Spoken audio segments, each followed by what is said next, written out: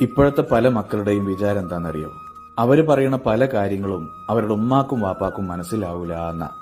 അവരുടെ ഇഷ്ടങ്ങള്, സ്വപ്നങ്ങള്, ബുദ്ധിമുട്ടുകള് ഒന്നും മനസ്സിലാക്കാനുള്ള കഴിവ് ഉമ്മാക്കും വാപ്പാക്കും ഇല്ല എന്ന.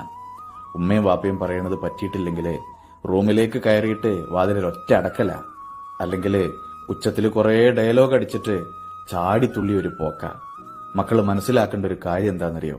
നിങ്ങൾ ചെറിയ കുട്ടികളായിരുന്ന കാലത്തെ വർത്താനം പറയാനൊക്കെ പഠിക്കുന്നതിന്റെ മുമ്പ് നിങ്ങളുണ്ടാക്കിയിരുന്ന ഓരോ സൗണ്ടിന്റെയും അർത്ഥങ്ങൾ മനസ്സിലാക്കി നിങ്ങളുടെ വിശപ്പും സങ്കടവും പേടിയും ഒക്കെ മാറ്റി തന്നവരാ നിങ്ങൾ ഉമ്മയും വാപ്പയും.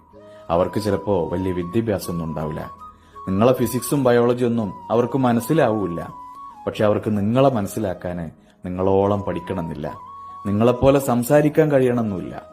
പകരം ഉമ്മാനെയും വാപ്പാനെയും ഒന്ന് പഠിക്കാന് നിങ്ങൾ മക്കളൊന്ന് ശ്രമിച്ചാൽ മതി.